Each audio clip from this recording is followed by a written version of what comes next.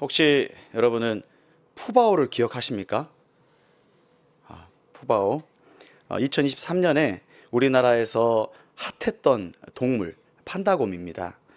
푸바오가 중국어죠. 한자로 보게 되면 복보입니다. 그러니까 복의 보배, 보물 보자. 복덩어리란 뜻입니다. 행복을 주는 보물이라는 별명을 뜻을 가졌어요.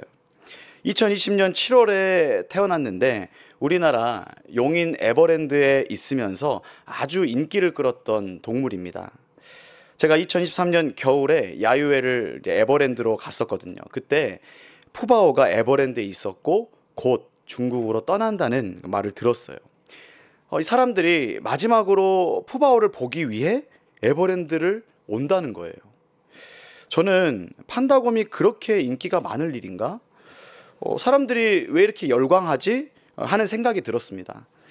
반응들을 보니까 푸바오가 너무 귀엽고 사랑스럽고 보면 기분이 좋아진다고 하더라고요.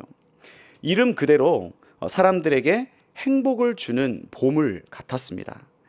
가보니까 정말 에버랜드에 인기 있는 그런 놀이 기구만큼이나 긴 줄을 서서 그 녀석을 보려고 기다리더라고요. 저는 기다리는 것을 못해서 옆에 그 호랑이가 있어요. 그 통창에 그 호랑이만 계속 보고 있었어요. 그렇게 해서 이제 궁금하니까 이 푸바오에 대해서 좀 찾아봤습니다. 근데 이 녀석이 책도 냈더라고요. 푸바오 매일매일 행복해. 거기에 보니까 푸바오에 대해 소개하기를 사람에게 행복을 주는 존재로 소개하더라고요. 푸바오가 행복하게 지내는 모습을 사람들이 보고 자기도 행복해 한다는 거예요. 사람들이 참 행복하기를 원하는구나. 한낱 미물, 그 동물을 보고서도 행복을 느끼려고 하는구나 하는 것을 깨달았습니다. 푸바오는 이제 결국 중국으로 돌아갔습니다. 그래서 다시 최근 근황을 좀 찾아보니까 아팠대요. 요 몇 달간. 그래가지고 지금은 안식을 잘 갖고 많이 좋아졌다고 하더라고요. 이 판다곰은 이제 중국에서 이제 사업 목적으로 우리나라에 이제 대여해주고 동물원은 그 홍보 효과를 누리면서 관객 유치를 하고 수익을 얻는 그런 구조였다라고 해요. 이 푸바오의 열풍을 보면서 어떤 문화 콘텐츠학과 교수님이 이렇게 평가했었습니다. 이 열풍 내막에는 한국 사회에 일종의 심리적 치유를 제공했다. 그러니까 동물을 통해서 행복과 위로를 얻었다는 거예요. 이 한국 사회가 그만큼 너무너무 삭막한 거죠. 삭막하고 행복을 찾을 수 없는 그런 곳이라는 것이죠. 그래서 사람들로 하여금 행복을 느끼게 해준 그 효과를 아주 잘 얻었다라고 평을 했었습니다. 물론 잠깐이지만요. 자, 요즘 사람들이 이 행복을 어디에서 찾는지 알 수 있는 대목이고, 사람들은 어떻게든 어디서든 행복을 찾아 행복하기를 원하는구나 하는 것을 느꼈습니다. 여러 가지 요소에서 행복을 찾다가 이제는 동물에게서까지 행복을 찾는구나 하는 것을 보았습니다. 우리 중에도 행복하지 않고 싶은 사람이 누가 있을까요? 그리스도인들도 불행하고 싶은 인생은 아무도 없을 것입니다. 그런데 우리가 이 세상의 어떤 것이든 상황과 조건을 통해 행복을 찾으려고 한다면 그게 정말 불행한 일이 되는 거거든요. 왜냐하면 이 세상의 행복 요소는 잠깐입니다. 이 푸바오가 떠났듯이 이 땅의 것은 일시적이라는 것이죠. 한번 묻겠습니다. 여러분들은 요즘 어디에서 행복을 찾고 행복을 느끼고 계십니까? 오늘 본문은 행복을 원하는 우리에게 행복이 무엇인지 명확하게 말씀해주고 있습니다. 성경에서 말하는 행복은 우리가 찾는 세상의 어떤 것, 일시적이고 시시한 그런 행복이 아니라 진정한 행복이 무엇인지를 알려주고 있습니다. 오늘 본문의 배경은 모세가 죽기 전에 이스라엘 백성에게 축복하는 장면입니다. 우리 신명기 33장 한번 1절 앞쪽으로 한번 가서 보시면 이렇게 나와 있죠. 하나님의 사람 모세가 죽기 전에 이스라엘 자손을 위하여 축복함이 이러하니라. 이스라엘 민족의 지도자 모세가 죽기 전에, 인생의 마지막 순간이죠. 죽기 전에 이스라엘 자손들을 위하여 축복해 줍니다. 축복이라는 단어는 빌 축자를 써서 복을 빌어주다라는 뜻입니다. 누구한테 복을 빌죠? 하나님께 구하는 것이죠. 그리고 이 모세가 이제 인생의 마지막 순간이면 유언입니다. 한번 생각해 보세요. 죽기 전에 할 수 있는 말, 무슨 말을 할까요? 아까 간증에서 나눠주셨듯이 남청장년 수련회 다녀오신 우리 남성 동지들은 죽음에 대해서 생각해 보는 시간들을 가지셨을 거예요. 의미 있는 시간이었다라고 믿습니다. 사람은 참 죽음이라는 그 끝 앞에 시답지 않은 얘기를 하지 않습니다. 무게감 있는 그런 진지한 말을 하게 돼 있습니다.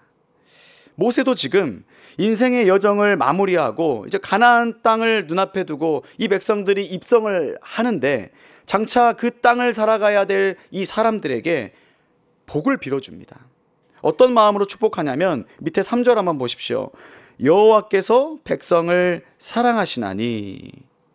정말 하나님이 이 백성을 사랑하신 것처럼 이 모세도 사랑하는 마음으로 자기 백성들에게 축복하는 것이죠. 그러면서 쭉 12지파를 향하여서 정성껏 그에 맞는 축복을 해줍니다. 6절부터 25절까지 그렇게 하고 우리가 읽었던 26절부터는 축복의 결론으로 이러한 복의 근원이자 결정체인 진정한 행복에 대해서 말해주고 있죠. 우리 함께 29절 말씀 읽어보겠습니다. 이스라엘이여 너는 행복한 사람이로다. 여호와의 구원을 너같이 얻은 백성이 누구냐? 그는 너를 돕는 방패시요 내 영광의 칼이시로다. 내 대적이 내게 복종하리니 내가 그들의 높은 곳을 밟으리로다. 아멘. 처음에 이렇게 나와 있죠. 이스라엘이여 너희는 행복한 사람이로다. 모세는 이것이 행복이다, 이렇게 행복해야 한다라고 하면서 12지파에게 또 오늘날 우리에게도 이렇게 축복하며 말해주고 있는 것이죠. 이스라엘의 12지파는 야곱의 12자손의 후손이자 하나님을 믿는 자녀들의 공동체, 즉 오늘날 우리가 예수를 구주로 믿고 하나님의 자녀된 그런 성도들을 의미한다고 할 수 있습니다. 영적 이스라엘이죠, 우리가. 그러니 우리도 하나님께서 너희는 행복한 사람이로다, 하늘씨앗교회 성도들아 너희는 행복한 사람이란다 라고 말씀하고 계시는 것입니다. 아멘이십니까?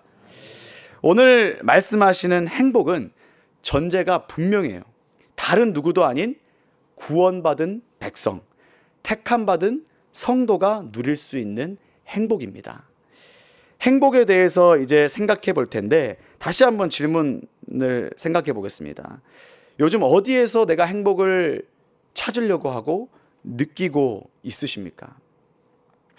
예수님을 믿는 우리가 교회를 다니면서도 행복에 대해서 잘못 생각할 때가 너무나 많습니다. 예수님을 믿으면 복을 받습니다. 복된 인생을 살아가고 살면서 복을 달라고 우리는 기도하면서 살아갑니다. 우리나라 사람들 복 참 좋아하죠. 그런데 그 복은 눈에 보이는 가시적인 복일 때가 참으로 많습니다. 물론 주님께서는 우리에게 복을 주십니다. 세상 살면서 필요한 복을 구하라, 주시겠다 말씀하셨습니다. 여러분, 기복이라는 말이 있죠. 기복. 축복이랑 비슷하게 복을 빌다입니다. 근데 축복은 다른 사람들을 향하여서 하나님께서 복을 주시라고 비는 것이라면, 기복은 나에게 복을 달라고 비는 것이 특징이죠. 단어 자체로는 전혀 문제가 없습니다. 우리는 하나님께 복을 달라고 빌어야죠. 누구에게 복을 달라고 빌겠습니까? 하나님 나에게 이것 주세요, 저것 주세요. 하나님 나에게 물질의 복 주세요. 나에게 건강의 복 주세요. 자녀들 잘 자랄 수 있도록 해주세요. 출세하게 해주세요. 공부 잘하게 해주세요. 좋은 직장, 좋은 학교 가게 해주세요. 이런 흔한 복 우리는 빌 수 있습니다. 빌 수밖에 없고요. 감사하게도 하나님께서는 우리 각자에게 그 맞는 복, 눈에 보이는 복, 내 손에 쥐어주는 그런 복을 주십니다. 여러분에게 있는 모든 것 하나님이 주신 복인 줄 믿으시기 바랍니다. 그러나 주의해야 될 것이 있습니다. 기복주의를 조심해야 됩니다. 기복주의 신앙을 조심해야 된다는 것이죠. 그러니까 눈에 보이는 복, 물질적인 복만 복으로 생각하고 그런 복만 달라고 구했는데 안 주셔봐요. 예수님 믿으면 복 받는다고 했는데 안 줘요. 그렇게 눈에 보이는 실체를 안 주시거나 기도를 많이 했는데도 뭐 괄목할 만한 그런 복을 안 주시면 우리는 실망할 때가 있다는 거예요. 한마디로 복의 근원 되시는 하나님보다 하나님이 주신 피조물을 더 바라고 있었던 것이고 영적인 것보다 육적인 것을 바라는 그런 기복주의 신앙으로 전락해버리는 것을 우리는 조심해야 한다는 것이죠. 이러한 심보는 하나님을 복을 주는 수단으로만 생각하는 것입니다. 하나님을 이용하는 잘못된 심보죠. 다시 말씀드리지만 하나님께서는 우리에게 눈에 보이는 손에 쥐어줄 만한 복을 허락하십니다. 그러나 그보다 먼저 되어야 될 것이 있습니다.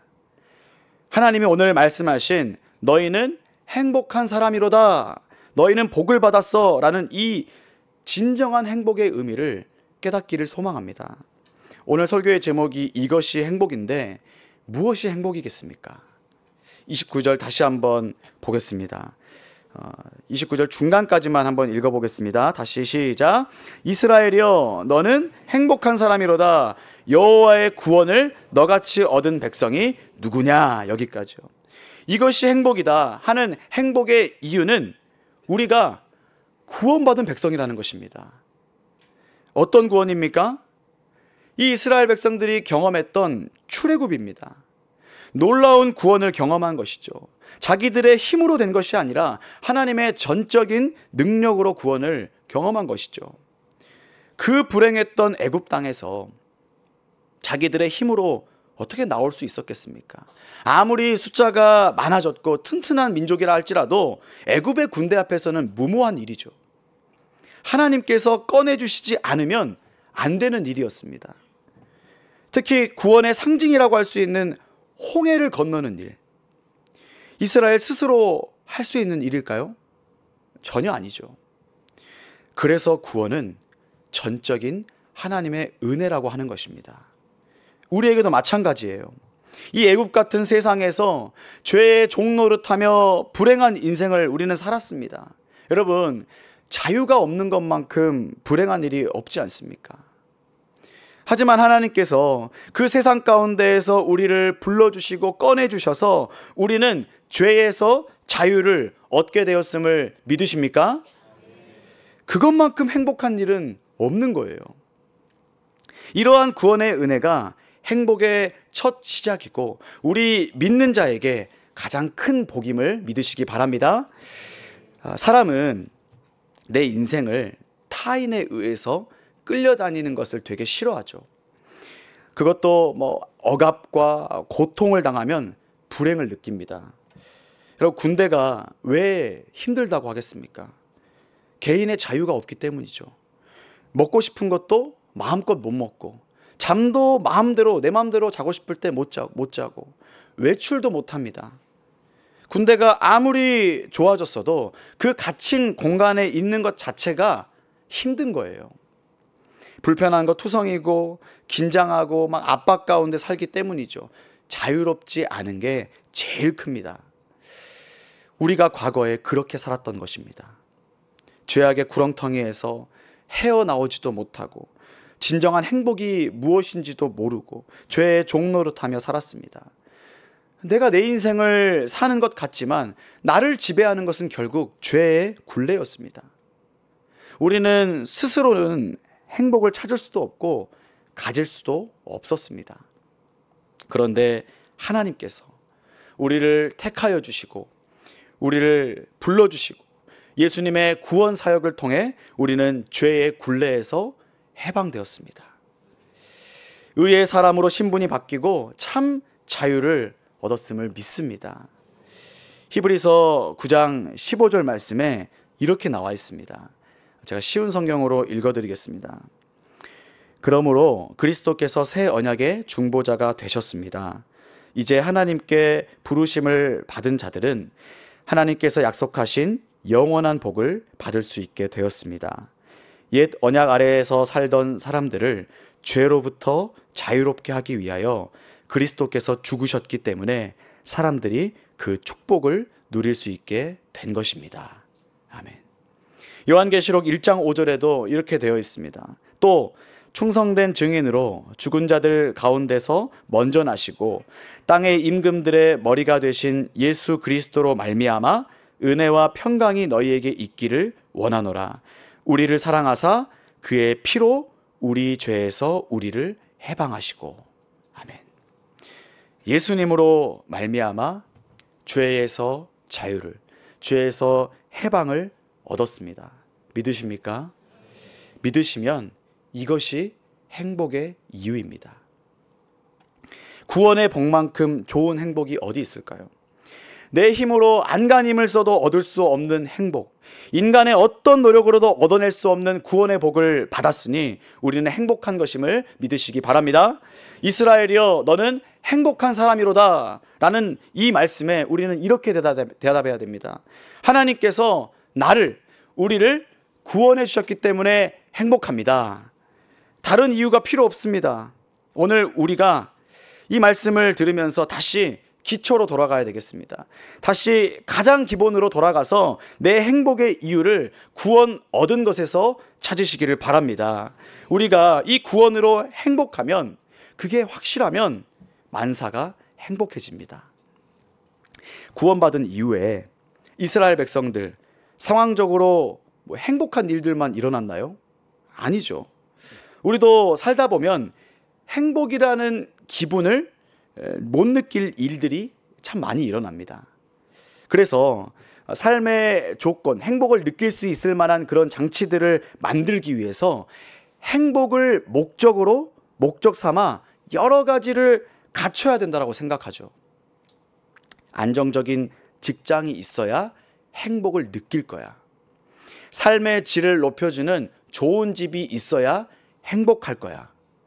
사고가 나도 크게 다치지 않는 그런 방탄유리 수준의 차가 있어야 행복할 거야 하는 이런 조건들, 그 사람들은 이러한 행복 요소들을 목적을 삼고 여러 가지 노력을 하고 살아갑니다. 얻으려고. 그러면 이러한 조건들을 다 갖추면 만사가 행복할까요? 행복을 목적으로 삼으면 그 조건에는 한이 없습니다. 끝도 없습니다. 갖춰도 끝이 없다는 것이죠.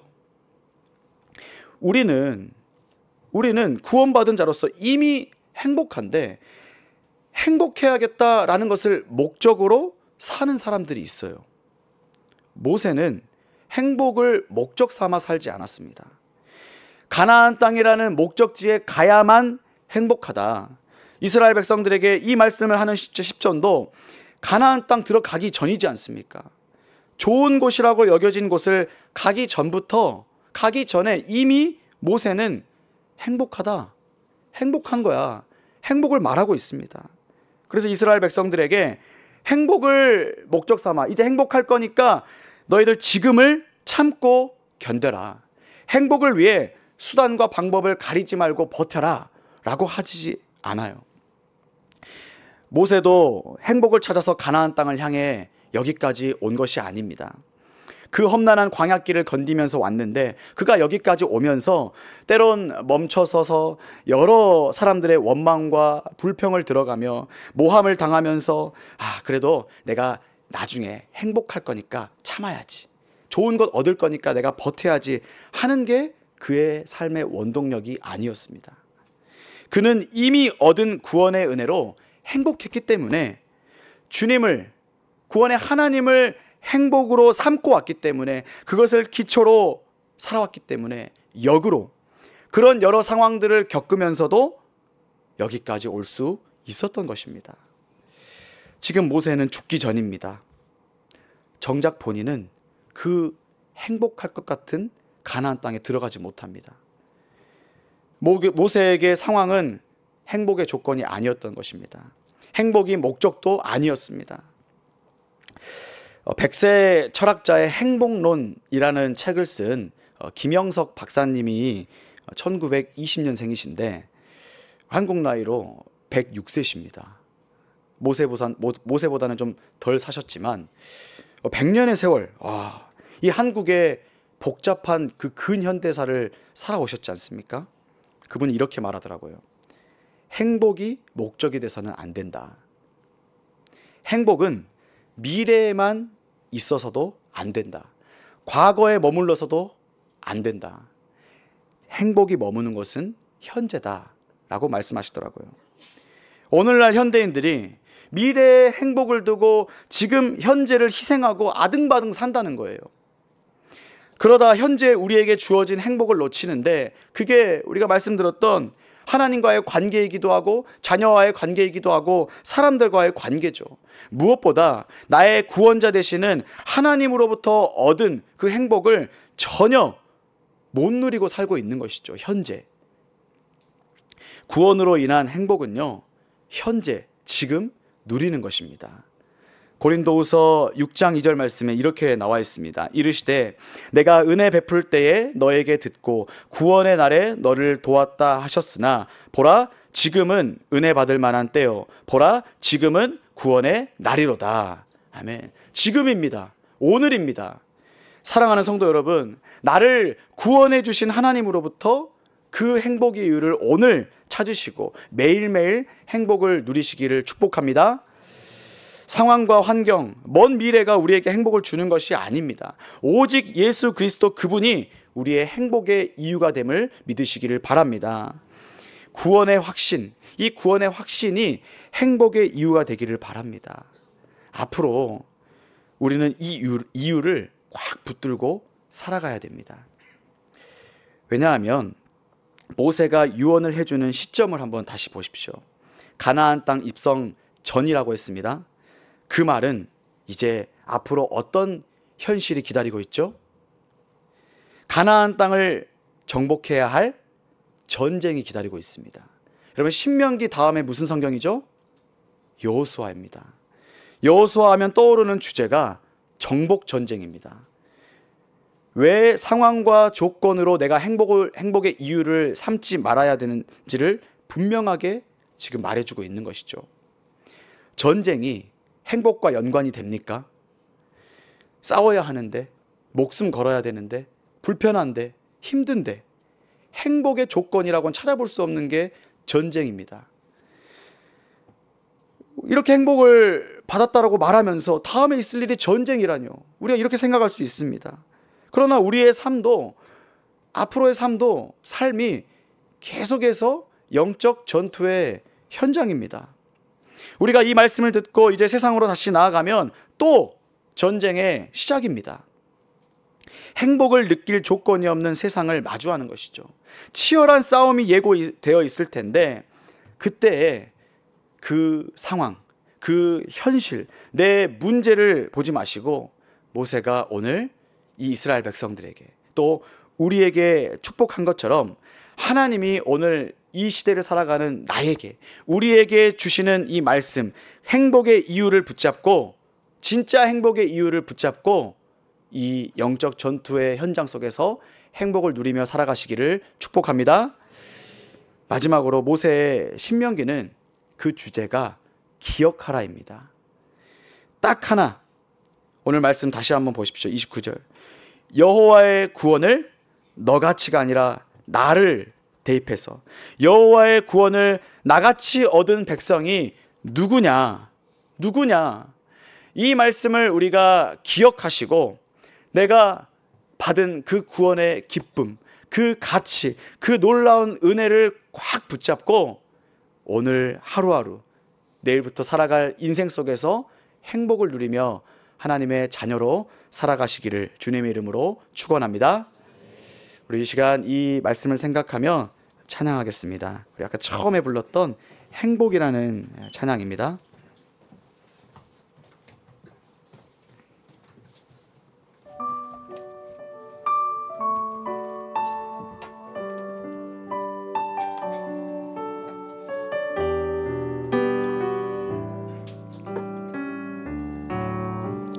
화려하지 않아도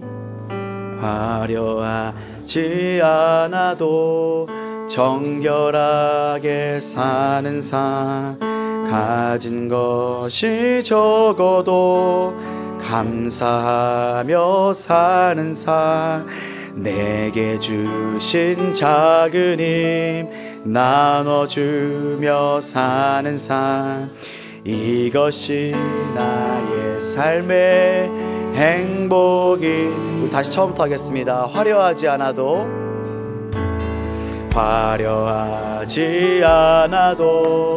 정결하게 사는 삶, 가진 것이 적어도 감사하며 사는 삶, 내게 주신 작은 힘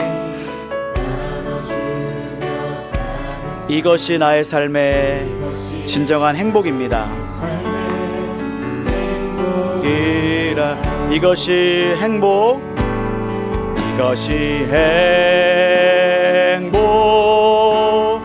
행복이라오.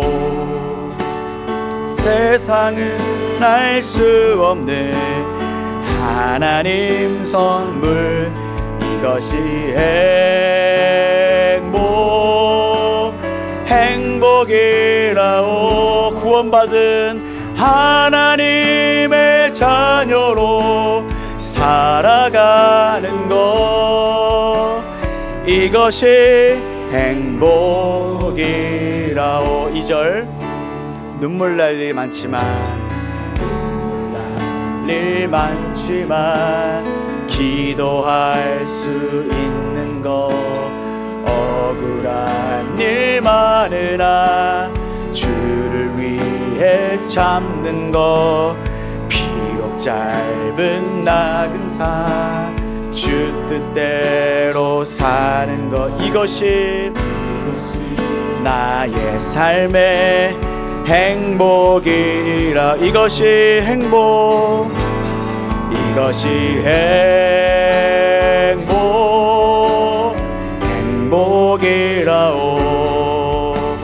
세상을 알 수 없는 하나님 선물, 이것이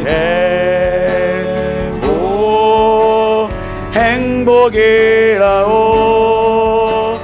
하나님의 자녀로 살아가는 것, 이것이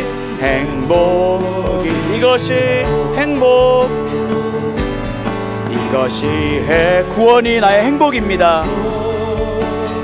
행복이라. 아멘. 세상을 알 수, 그 구원의 선물입니다. 선물, 이것이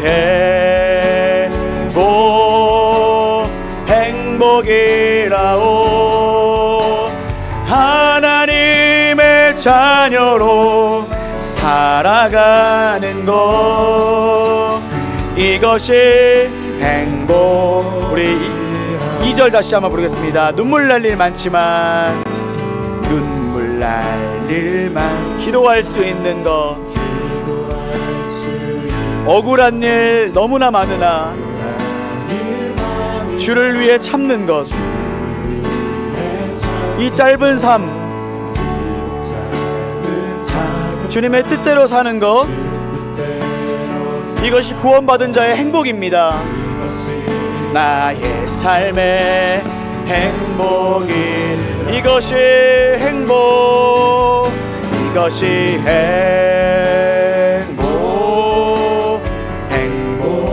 행복이라오. 세상을 알 수 없는 하나님 선물, 이것이 행복이라오. 하나님의 자녀로 살아가는 것, 이것이 이것이 행복이라오. 우리 구원의 은혜를 생각하면서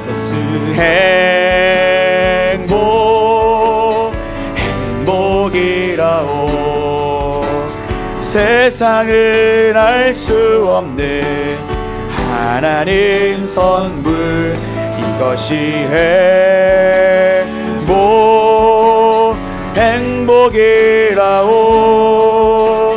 하나님의 자녀로 살아가는 것, 이것이, 우리 마지막으로 고백하겠습니다. 이것이 행복, 이것이 행복이라오.